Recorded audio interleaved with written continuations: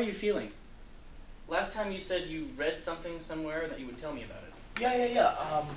I came across this interesting title made by this white guy. He's like, I was taught to only see racism in individual acts of meanness and not in invisible systems conferring dominance on my group.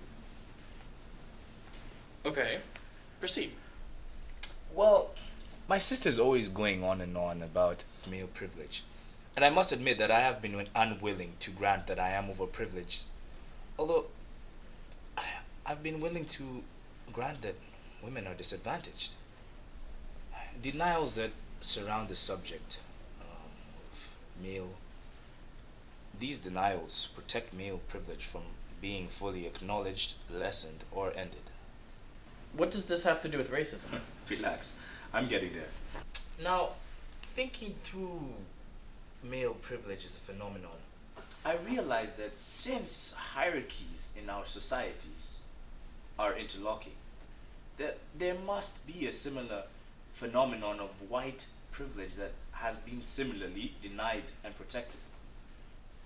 I think whites are carefully taught not to recognize white privilege, just as males are taught not to recognize male privilege. Okay, I'd like to hear more. Please go on. See, after I realized the extent to which men work from a base of unacknowledged privilege, I realized that most of our oppressiveness was unconscious. I'm sure your schooling gave you no training in seeing yourself as an oppressor, as an unfairly advantaged person, or a participant in such a damaged culture.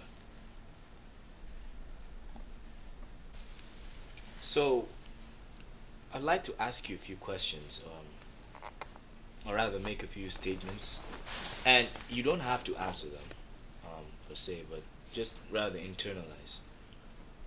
But for this, I'd like to ask you if I can take the role of a white man for my demonstration. Could you imagine that?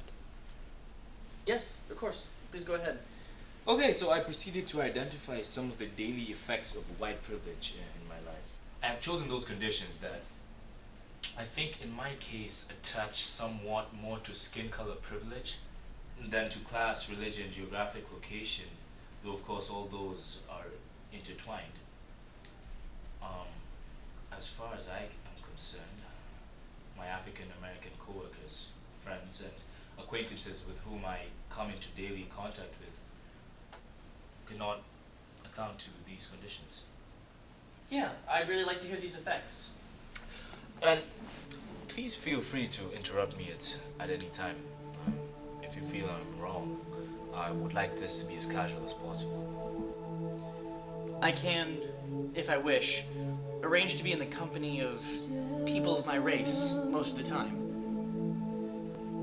If I should need to move, I can be sure of being able to purchase or rent a house in any area, one that I can afford and in which I want to live in. When I'm told of our national heritage or civilization, I'm shown that people of my race have made it what it is. I can be sure of having my own voice heard in a group for which I'm the only member of my race. Whether I use checks, credit, cash, I can be sure that my skin color won't work against my appearance of financial reliability. I won't have to educate my children on systemic racism and how to protect themselves in their day-to-day lives. I can swear, or wear secondhand clothes, or not respond to letters without people attributing this to bad morals, the poverty, or the illiteracy of my race.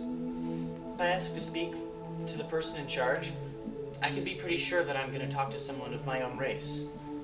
I can do well in a challenging situation without being called a credit to my race. I am never asked to speak for all of the people of my racial group.